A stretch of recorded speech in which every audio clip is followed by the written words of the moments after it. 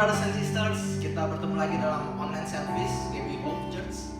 Kita mau siapin hati kita mau mulai ibadah kita pada hari ini. Kita mau merasakan hadirat Tuhan turun atas kita, amin.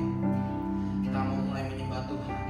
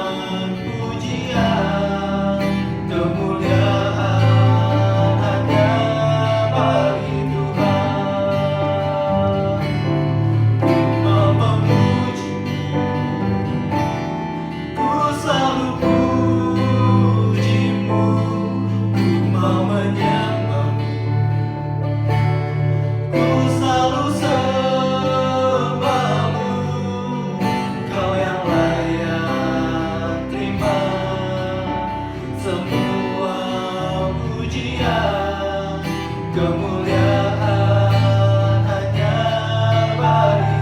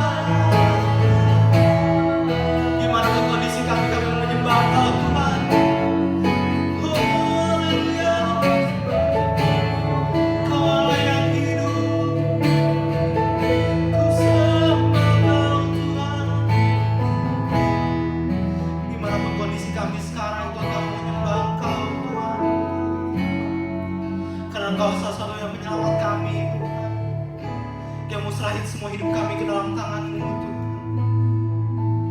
Biar Engkau yang merencana atas hidup kami, Tuhan. Kami merasakan hadirat-Mu sekali lagi, Tuhan. Terima kasih Tuhan, karena hanya dekat kepadamu, Tuhan. Kami mau hanya andalkan Kau saja, Tuhan, hidup kami, Tuhan.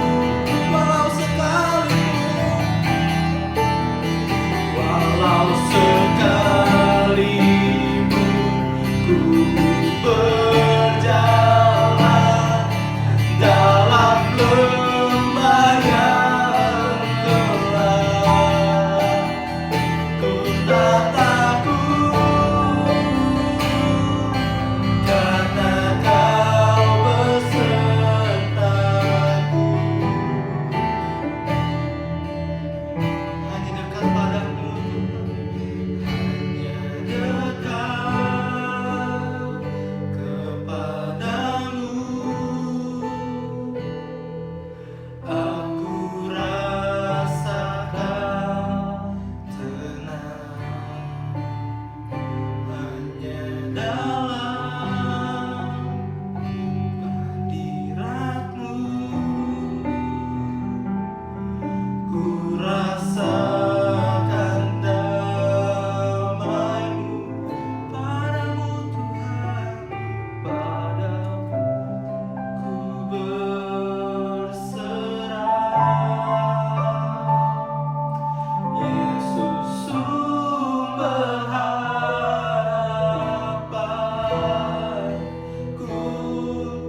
ku percaya padamu, penyelamat-Mu.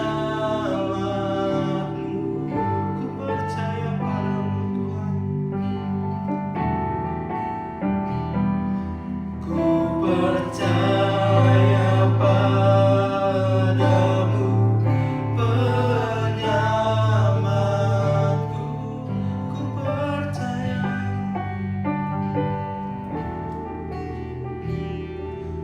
ku percaya padamu, penyelamatku.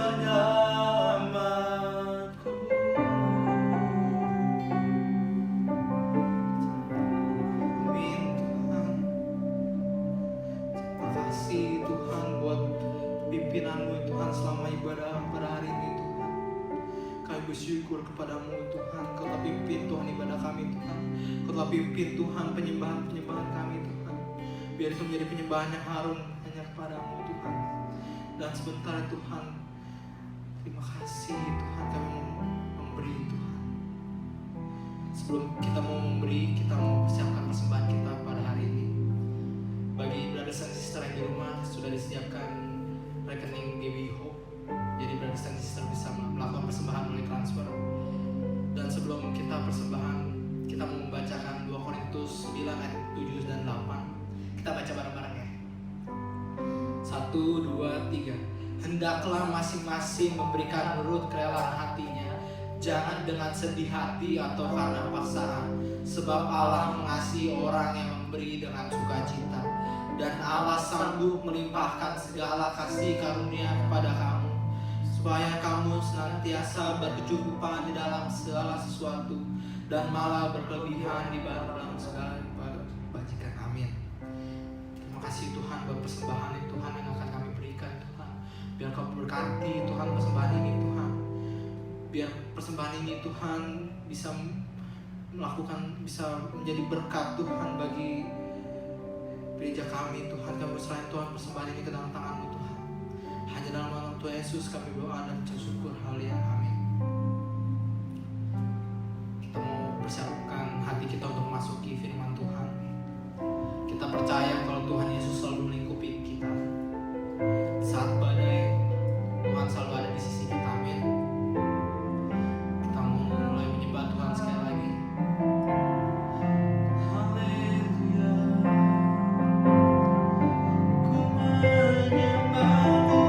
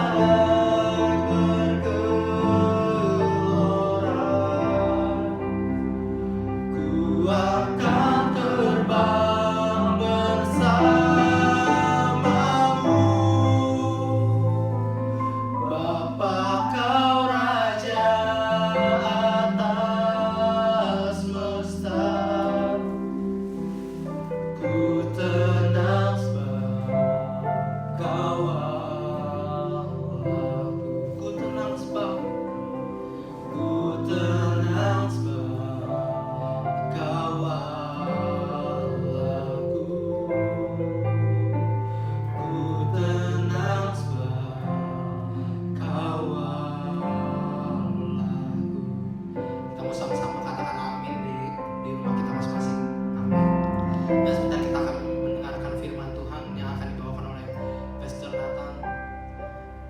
Waktu dan tempat dipersilakan. Bapak, kami sungguh bersyukur Tuhan untuk hari ini. Terima kasih untuk kebaikan-kebaikan-Mu. Terima kasih untuk kesetiaan-Mu yang tidak ada habis-habisnya. Engkau selalu ada buat kami. Engkau Bapa yang kekal, Bapa yang tidak pernah meninggalkan kami. Bahkan Engkau adalah penolong yang selalu ada buat kami. Dan kami bersyukur Tuhan di hari-hari seperti ini Engkau tidak pernah sekalipun meninggalkan kami. Engkau selalu ada bersama dengan kami. Dan kami percaya Tuhan, apapun yang Engkau izinkan terjadi, Engkau punya rencana yang indah buat kami. Engkau mau menunjukkan kepada dunia bahwa kami sebagai anak-anak-Mu, Engkau punya rencana yang indah dalam hidup kami Tuhan. Terima kasih Tuhan, terima kasih untuk pujian penyembahan yang boleh membawa kami masuk dalam hadirat-Mu. Engkau juga yang akan terus pimpin kami untuk boleh semakin hari semakin dekat dengan Tuhan, semakin melekat dengan Tuhan. Terima kasih Bapa. Engkau berkati setiap anak-anak-Mu yang sudah melayani Tuhan. Dan sekarang kami akan mendengarkan isi hati Tuhan. Engkau juga yang urapi kami semua, berkati kami semua. Setiap kami yang mendengarkan atau mengikuti ibadah ini dari rumah masing-masing atau dari manapun juga, Engkau berkati, urapi kami Tuhan. Kami percaya Tuhan, firman-Mu tidak akan berlalu percuma. Engkau sendiri akan berkata-kata kepada kami, mengajar kami. Bahkan Engkau sendiri akan membukakan pendengaran kami, pikiran kami, hati kami, supaya kami boleh semakin mengerti apa yang menjadi kehendak-Mu dalam hidup kami. Terima kasih Bapa, terima kasih Bapa. Engkau urapi aku juga Tuhan. Engkau urapi hamba-Mu ini. Engkau kuatkan, mampukan, layakan. Engkau juga menguasai bibir lidahnya Tuhan, sehingga apapun yang disampaikan hanya dari Tuhan saja. Berikan bahasa yang sederhana, sehingga setiap anak-anak boleh mendengar dengan mudah, boleh mengerti dan boleh menjadi pelaku-pelaku firman. Terima kasih Bapa, kami bersyukur. Berkata-katalah kami siap untuk mendengar. Di dalam nama Tuhan Yesus Tuhan dan Juru Selamat kami hidup. Kita yang siap mendengar isi hati Tuhan sama-sama katakan amin, amin. Shalom saudara. Senang sekali boleh menyapa saudara lagi. Walaupun hari-hari ini kita terpisah dengan jarak, tapi saya percaya dari hari ini Tuhan juga punya rencana yang indah buat setiap kita. Dan biar kita boleh tetap sungguh-sungguh walaupun ada jarak yang membatasi kita, ada keadaan yang membatasi kita. Saudara-saudara dan saya tidak bisa dengan bebas untuk bisa beribadah bersama lagi. Tapi saya percaya lewat ibadah online seperti ini kita tetap dikuatkan, kita tetap semangat maju terus, dan kita akan tetap semakin setia sama Tuhan. Kita terus berharap, kita terus berdoa, satu hari kelak nggak tahu kapan kita bisa berkumpul lagi, kita bisa beribadah dan melayani Tuhan bersama-sama lagi. Ya, syukur amin. Yes. Hari ini saya tergerak untuk menyampaikan sebuah tema yang saya berdoa kita semua akan belajar sesuatu dari tema ini. Sebelumnya saya mau cerita dulu. Beberapa waktu yang lalu saya, istri, dan anak-anak kita jalan-jalan ke sebuah kota, sebuah daerah untuk liburan. Dan menarik karena di hotel di tempat kami menginap, di lobinya ada sebuah frame atau sebuah bingkai besar. Nah, dalam frame atau bingkai besar itu isinya banyak sekali topeng. Banyak sekali topeng.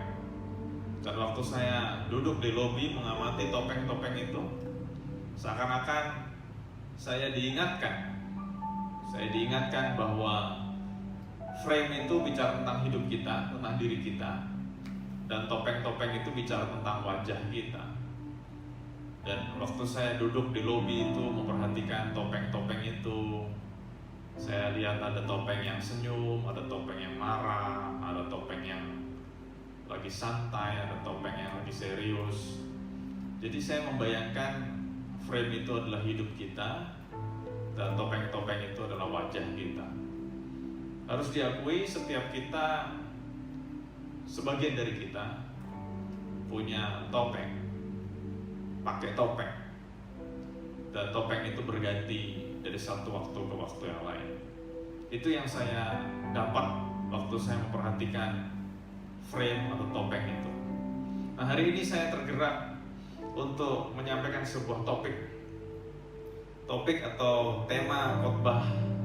Pada hari ini saya beri judul identity atau identitas.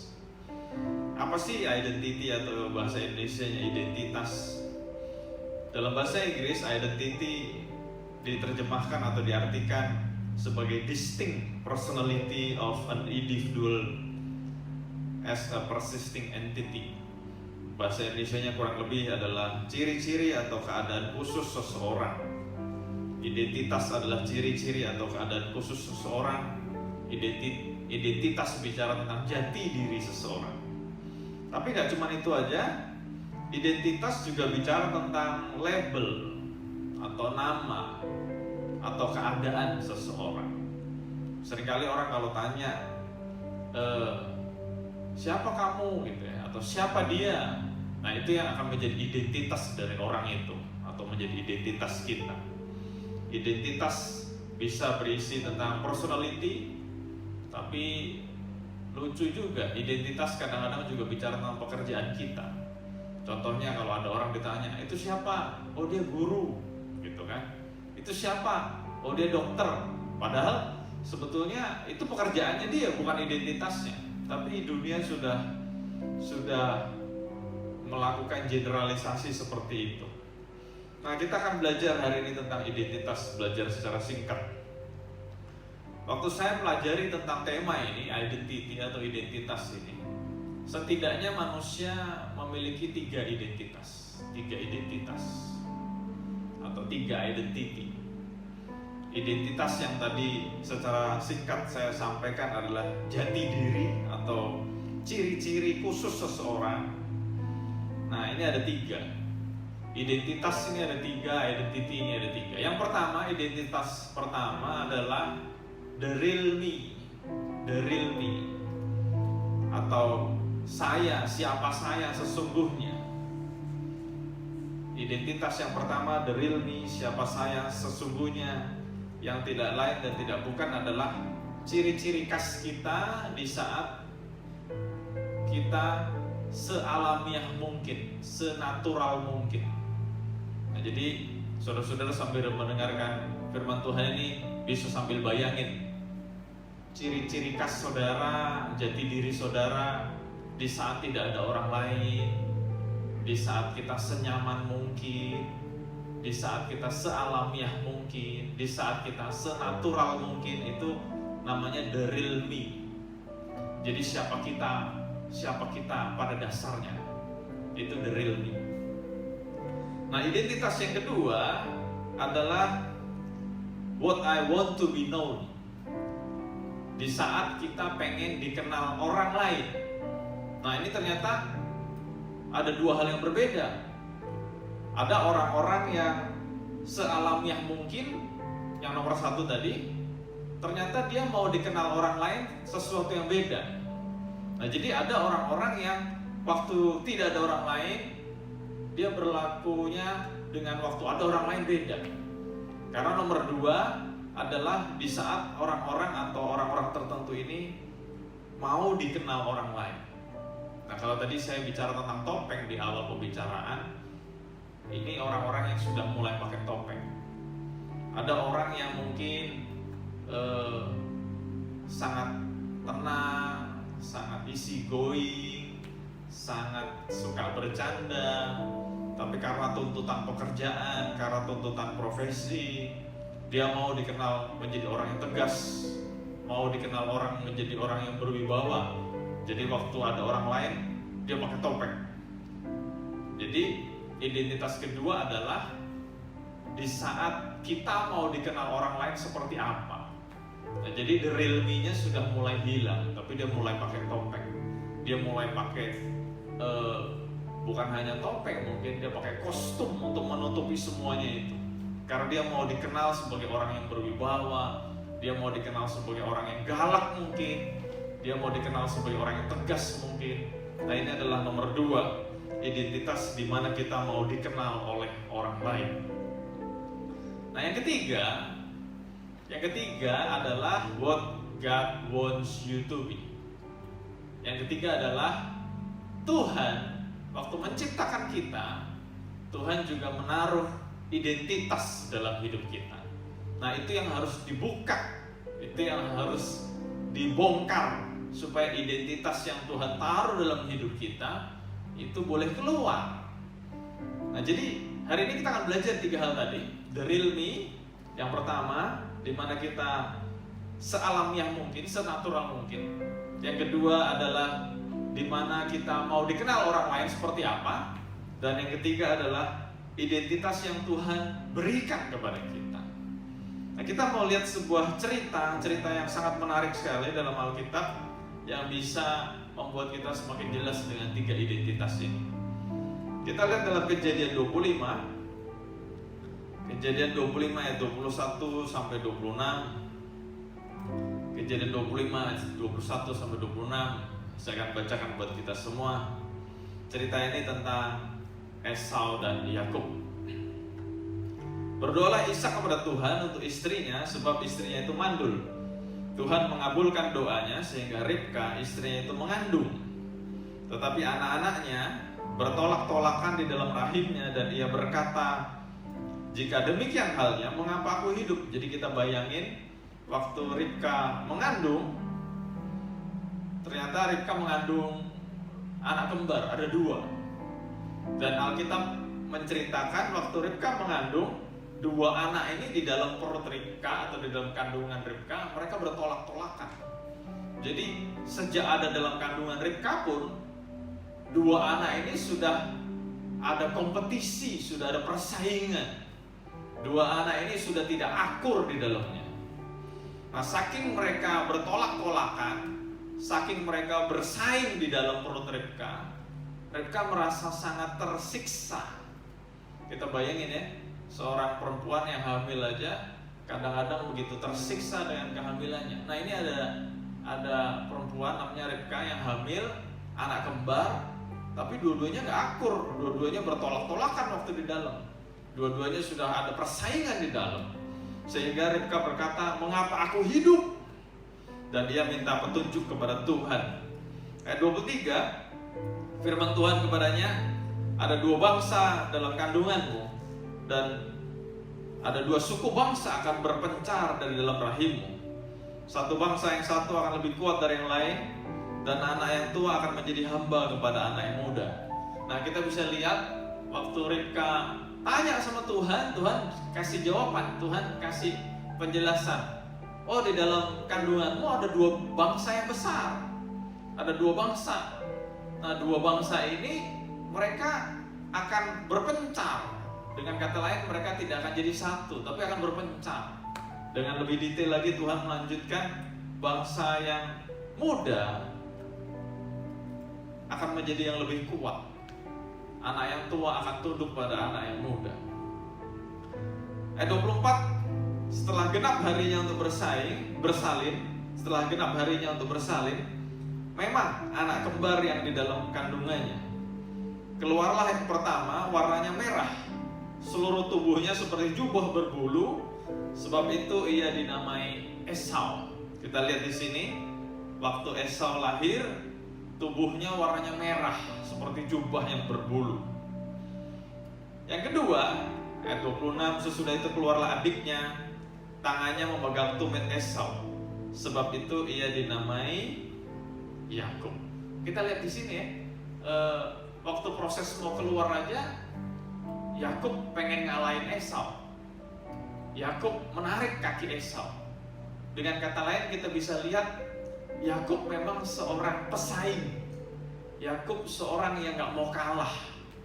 Makanya firman Tuhan menulis, makanya anak ini dinamai Yakub. Nah, kita dari sekolah minggu udah diajarin Yakub artinya penipu.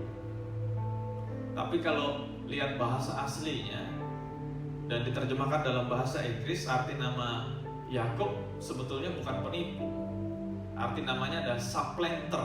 Supplanter itu adalah orang yang berusaha menggantikan dengan cara apapun. Jadi Yakub ini dikenal orang yang menghalalkan segala cara.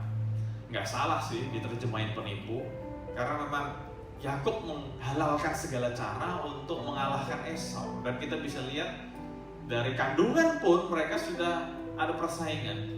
Waktu Esau keluar dari rahim Ribka pun Yakub berusaha pegang, karena Yakub pengen keluar duluan. Dari sini kita bisa melihat bahwa dari kecil Yakub sudah punya keinginan, punya desire untuk jadi anak yang besar, untuk jadi anak yang lebih tua, untuk jadi anak yang lebih kuat. Nah, kita bisa lihat di situ.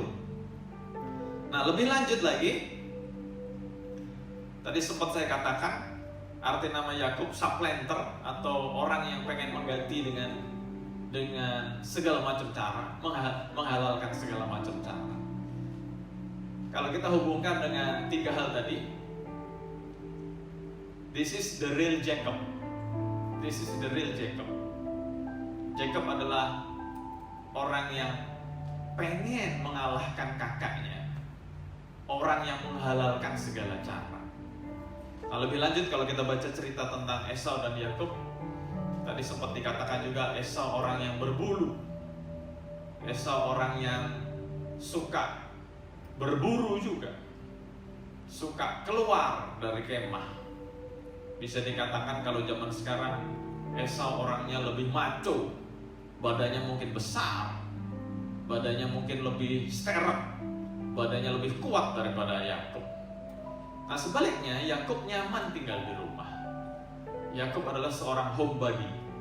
Kalau hari-hari ini kita mengalami physical distancing, bahkan mengalami PSBB, beberapa bagian di dunia mengalami lockdown, saya membayangkan Esau akan menjadi orang yang sangat stres kalau dia disuruh tinggal di rumah.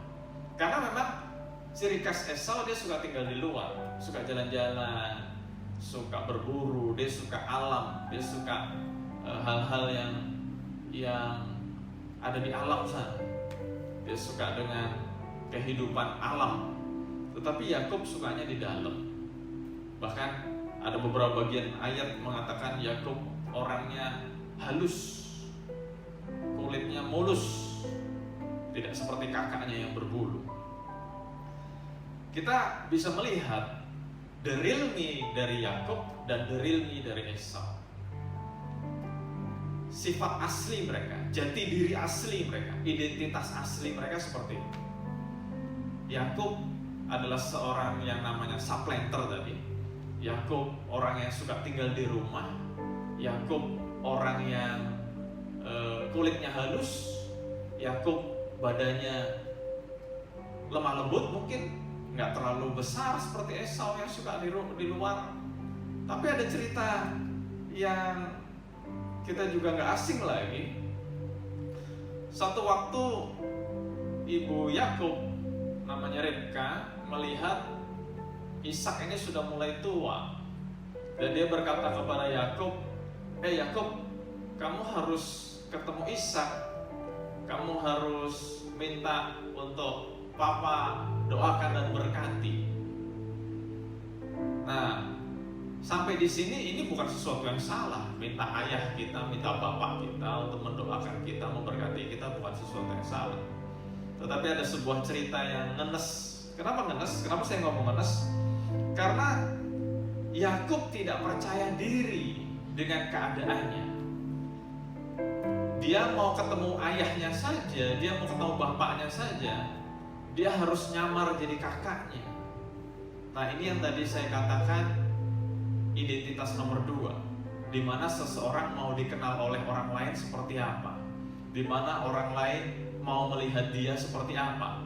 Jadi ada orang yang sengaja pakai topeng, ada orang sengaja pakai kostum, ada orang yang sengaja mengatur tutur kata, tingkah lakunya, jadi nggak alamiah lagi, nggak natural lagi, karena for the sake of image, for the sake of pencitraan. Nah, ternyata Yakub kepada bapaknya juga begitu, karena dia merasa kakaknya lebih dekat sama bapaknya, kakaknya lebih diterima oleh bapaknya. Waktu dia mau ketemu Yakub, dia pura-pura jadi Esau. Karena dia berpikir kalau aku jadi Esau, bapakku akan lebih sayang sama aku. Bapakku akan lebih terima aku. Dan nanti doanya aku akan lebih diberkati. Itu ada di pemikiran Yakub. Jadi Yakub pindah dari nomor 1 ke nomor 2. Tadi kita belajar kan, nomor 1-nya adalah the real me, sifat alaminya, sifat naturalnya. Nomor 2 adalah bagaimana dia mau dikenal oleh orang lain. Dia pindah, Yakub pindah. Kalau dia di kemah, dia di tenda, dia bertindak apa adanya. Tapi waktu dia mau ketemu ayahnya, dia berpura-pura jadi Esau. Dan ibunya membantu dia, kasih jubah kakaknya, terus kulitnya ditempeli oleh kulit atau bulu binatang, supaya waktu nanti ayahnya pegang, Ishak akan berpikir, oh ini Esau, ini bukan Yakub. Nah dari cerita ini saya berpikir, kok bisa ya seorang anak mau ketemu ayahnya aja mesti pura-pura? Kok bisa ya seorang anak mau ketemu ayahnya aja mesti pakai topeng, mesti pakai jubah, mesti pakai coverage, mesti pakai samaran gitu ya? Kenapa nggak apa adanya gitu kan? Dia anak dan ayah. Tapi cerita ini membuktikan ada loh orang seperti itu. Jadi ada memang orang yang nggak pede dengan identitas aslinya, nggak confident dengan identitas aslinya. Jadi dia nyamar jadi orang lain. Dia pengen jadi orang lain. Bahkan waktu ketemu ayahnya sendiri, dia nyamar jadi orang lain. Dan lucunya, kalau kita belajar cerita ini lebih detail lagi, Yakub punya sebuah paradigma, Yakub punya sebuah persepsi yang salah. Dia pikir kalau dia jadi kakaknya, Tuhan akan memberkati dia. Kalau dia nyamar jadi kakaknya, Tuhan akan memberkati dia. Nah, waktu saya merenungkan cerita ini, Tuhan ingetin saya, kita sebagai orang Kristen kadang-kadang nggak secara kita sadari, atau mungkin bahkan kita sadari, waktu kita ketemu Tuhan, kita nyamar jadi orang lain.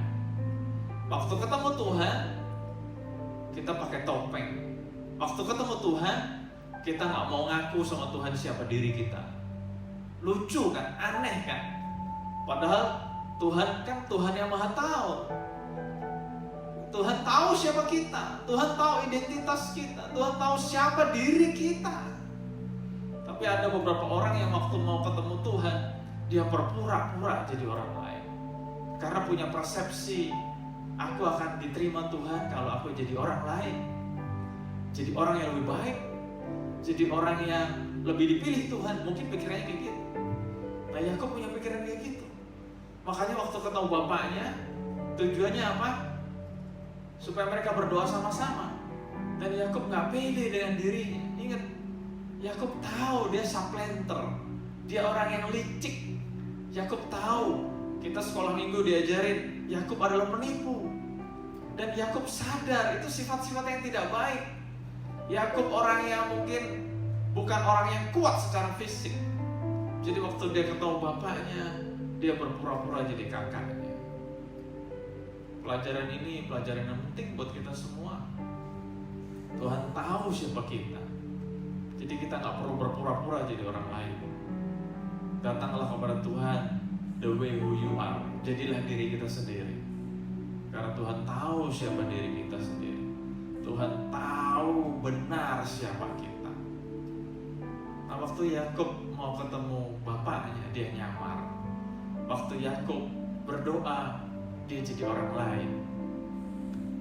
Kadang-kadang nggak kita sadari kita juga melakukan hal yang sama. Kadang-kadang kita bukan nyamar jadi orang lain, tapi kita ngomong sama Tuhan, Tuhan, kalau aku diberkati, aku akan jadi orang baik. Tuhan, kalau aku sudah disembuhkan, aku jadi orang baik. Jadi seakan-akan menempatkan diri pada posisi yang lain, dengan identitas yang lain. hari ini saya mau mengingatkan kepada kita semua, mengingatkan saudara-saudara semua, tapi juga mengingatkan diri saya sendiri. Waktu kita datang kepada Tuhan, jadilah diri kita masing-masing. Gak usah nyamar, gak usah jadi orang lain, jadilah diri kita masing-masing. Nah, singkat cerita, waktu Yakub nyamar, akhirnya dia diterima oleh bapaknya, diterima oleh Ishak. Ishak mendoakan dia, Ishak memberkati dia. Tapi kita juga sudah tahu ceritanya, setelah Ishak memberkati memberkati Yakub, Yakub keluar dari kemah Ishak, dan gak lama kemudian Esau datang. Esau masak hidangan yang terbaik buat ayahnya, dan di situ dikatakan Esau datang kepada Ishak untuk didoakan dan diberkati. Tapi Ishak kaget, loh, tadi aku sudah berdoa dan memberkati Yakub. Jadi hak kesulungan itu sudah aku berikan kepada Yakub. Wah, Esau marah besar. Esau marah besar dan dia dendam. Nah, sebelum Esau bisa menemukan Yakub, Yakub sudah lari. Yakub lari kepada keluarga mamanya, keluarga Ribka. Yakub lari menyelamatkan diri. Bertahun-tahun Esau berusaha untuk menemukan Yakub, karena Esau begitu marah sama Yakub. Esau begitu dendam sama Yakub. Bahkan Esau berusaha untuk membunuh Yakub karena Yakub sudah menipu dia. Yakub sudah ngerjain dia. Sejak perkara sop kacang merah, Yakub sudah ngerjain dia, sudah menipu dia. Makanya Esau bersumpah sama dirinya sendiri, berjanji sama dirinya sendiri, aku harus menemukan Yakub, aku harus membalas ini semua kepada Yakub. Itu yang ada di pikiran Esau. Kita lanjutkan cerita Alkitab ini. Satu waktu setelah berpisah selama beberapa tahun, satu waktu akhirnya dua orang ini akan bertemu. Waktu Yakub menyadari bahwa dia akan bertemu dengan Esau, dia takut luar biasa. Dia takut sekali. Kenapa dia takut? Karena dia tahu dia pernah nipu Esau, dan dia tahu Esau mau membalaskan dendamnya. Nah, di saat-saat dia ketakutan itu, ya tadi kita sudah tahu kan arti nama Yakub, saplenter, lihai, licik, menghalalkan segala cara.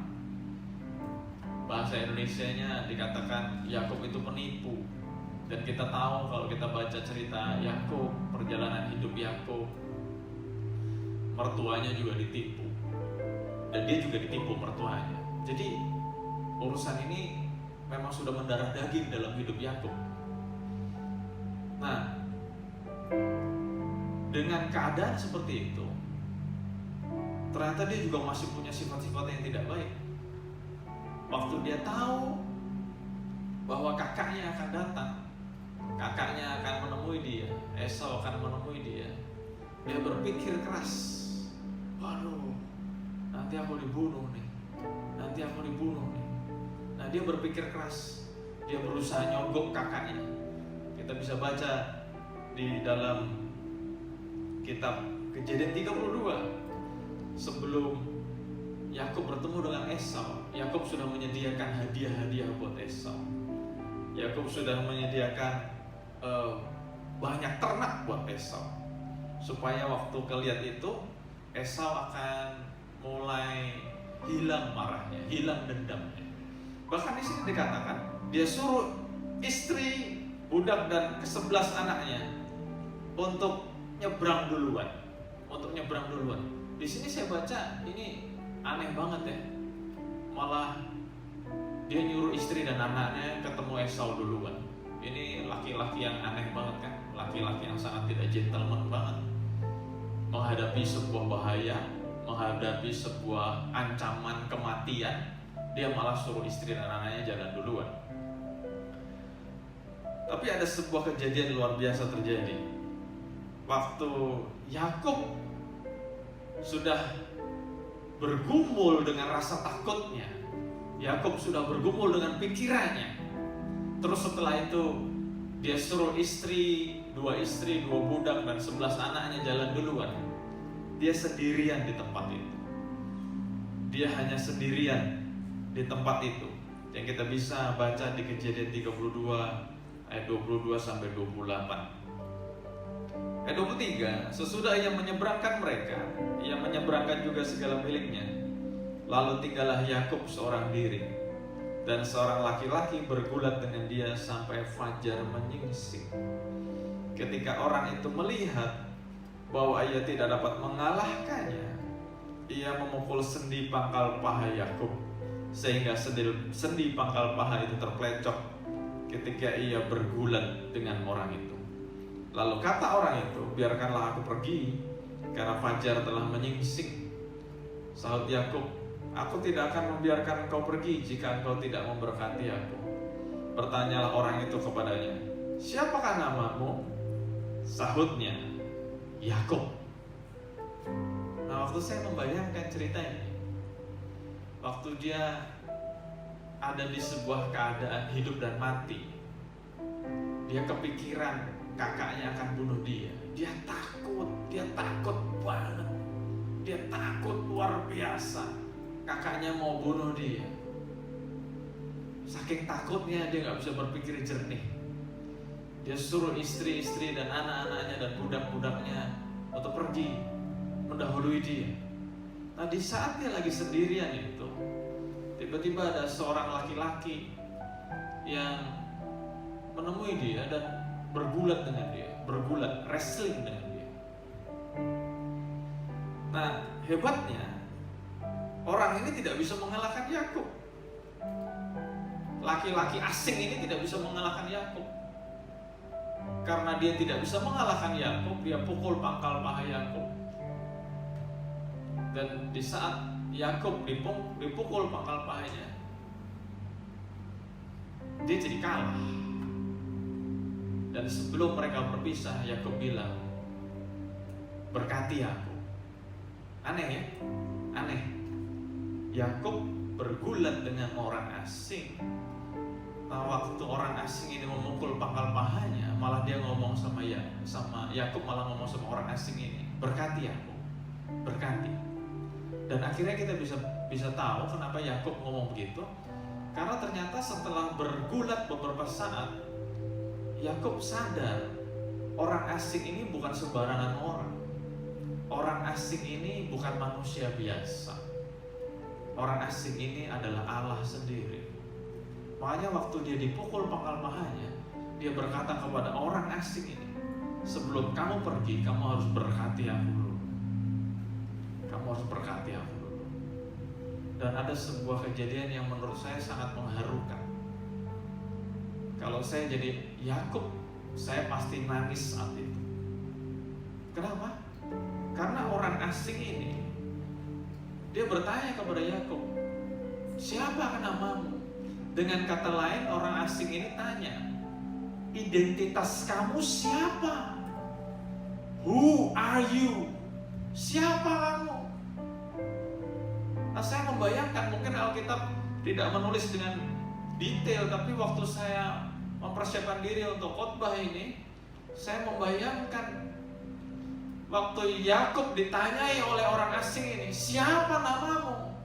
Yakub keinget keadaan beberapa puluh tahun yang lalu, di saat dia menyamar jadi Esau untuk diberkati. Dia pikir kalau dia jadi Esau, Tuhan akan berkati dia. Kalau dia jadi Esau, Tuhan akan sayang dia. Kalau dia jadi Esau, Tuhan akan pimpin hidupnya. Jadi waktu Allah yang menyamar jadi orang asing ini tanya, siapa sih kamu ini? Kok minta diberkati? Siapa namamu? Sepersekian detik Yakub ingat pengalaman beberapa puluh tahun lalu, di mana dia mengingkari jati dirinya, dia mengingkari identitasnya, dia menyamar jadi orang lain. Dan puji Tuhan, Saya waktu baca ceritanya saya terharu banget. Puji Tuhan, waktu Allah tanya, siapa kamu? Yakub tidak bilang dia orang lain, tapi dia dengan segala kesadarannya, dia berkata kepada Allah, ini aku Tuhan, Yakub. Aku Tuhan yang suka nipu orang. Aku Tuhan yang suka licik sama orang. Aku Tuhan yang punya ambisi tidak baik. Ini aku Tuhan yang berusaha selalu mengalahkan orang dengan menghalalkan segala cara. Ini aku Tuhan. This is me. This is me. Ini aku Yakub. Di saat itu saya punya pemikiran, Yakub pasti ngomong sama Tuhan sambil nangis. Membutuhkan sebuah keberanian buat seorang penipu, membutuhkan keberanian buat conman. Orang yang suka nipu itu kan namanya conman, untuk mengakui dirinya di hadapan Tuhan. Jadi saya membayangkan Yakub memang waktu dipukul pangkal pahanya kesakitan, tapi waktu dia ditanya sama Tuhan, siapa kamu Yakub? Siapa kamu? Dan Yakub ngomong, ini aku Tuhan, aku Yakub. Saya ngelihat, membayangkan Yakub ngomong sama Tuhan sambil nangis. Kenapa? Karena Yakub mengaku siapa dirinya kepada Tuhan. This is me, Lord. This is me. Nah, saya mau ajak saudara dalam cerita yang sederhana ini. Waktu kita ketemu Tuhan, kita nggak perlu jadi orang lain. Jadilah diri kita sendiri. Anyway, Tuhan juga tahu kok siapa diri kita. Tapi Tuhan rindu, Tuhan mau kita jujur sama Tuhan. Setiap kesalahan, setiap dosa yang sudah pernah kita lakukan, Tuhan mau kita ngomong sama Tuhan. Ini aku Tuhan. Ini aku Tuhan. Aku sudah melakukan banyak hal menyakiti hati Tuhan. Aku sudah melakukan banyak hal yang merugikan orang lain. Ini aku Tuhan. Jadi kalau tadi kita bikin grafik dari nomor 1, the real me, seumur hidup Yakub pindah ke nomor 2. Dia berusaha meninggalkan identitas aslinya, identitas alaminya, untuk jadi orang lain, untuk jadi orang yang dia pikir lebih hebat, untuk jadi orang yang dia pikir lebih akan dipakai Tuhan, untuk menjadi orang yang dia pikir akan lebih berhasil. Dia meninggalkan nomor 1, dia masuk ke nomor 2. Kalau ada 1 atau 2 atau mungkin lebih saudara-saudara yang melakukan hal itu, hari ini Tuhan bicara sama saudara. Di saat Tuhan panggil kita, jadilah diri kita sendiri. Jadilah diri kita sendiri.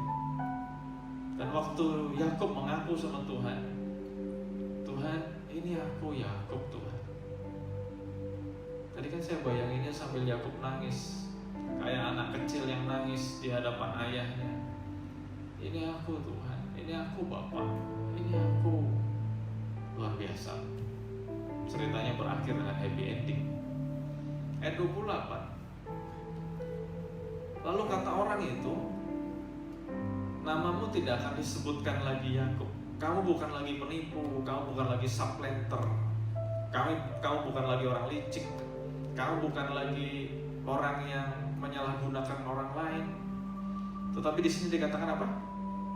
Tetapi Israel, kamu akan dikenal dengan nama baru, dengan identitas baru, yaitu Israel. Sebab engkau telah bergumul melawan Allah dan manusia, dan engkau menang. Kita lihat deh perjalanan hidup perjalanan hidup Yakub. Dari nomor 1, the real me, identitas aslinya, dia berusaha jadi orang lain. Tapi waktu dia ketemu Tuhan, dia ngaku, ini aku Tuhan, ini aku Yakub. Aku Yakub. Dan luar biasa, waktu dia ngaku kepada Tuhan, dia adalah Yakub, Tuhan berkata, mulai hari ini kamu akan jadi Israel, bukan Yakub. Tadi Yakub arti namanya supplanter, artinya orang yang menghalalkan segala cara, artinya penipu. Tetapi Tuhan ganti identitasnya. Ini kita masuk nomor 3. Apa yang Tuhan taruh dalam hidup kita? Waktu kita ketemu Tuhan, Tuhan akan ingatkan kepada kita bahwa Tuhan sudah taruh sesuatu dalam hidup kita. Dan waktu Yakub ketemu Tuhan, Tuhan berkata, namamu adalah Israel, identitasmu adalah Israel. Dan kita tahu arti nama Israel adalah Prince of God, pangerannya Allah.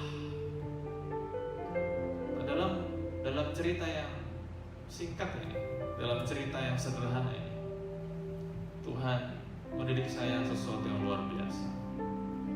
Be yourself, jadilah dirimu sendiri. Kenapa? Karena waktu kita menjadi diri kita sendiri, Tuhan akan pakai kita dengan luar biasa. Tuhan sudah punya rencana yang dahsyat buat kita. Tuhan sudah punya planning yang besar buat kita. Nah, hari-hari ini dunia mengalami yang namanya lockdown, yang namanya PSBB, atau apapun lah itu.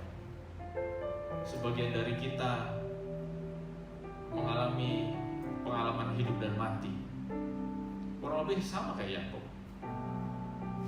Tapi waktu Yakub ketemu Tuhan di saat-saat seperti itu, di saat-saat seperti ini, waktu Yakub ketemu Tuhan, dia mengaku kepada Tuhan siapa dirinya, dan akhirnya Tuhan mengubahkan hidupnya jadi nomor 3, identitas yang Tuhan mau dari hidup kita.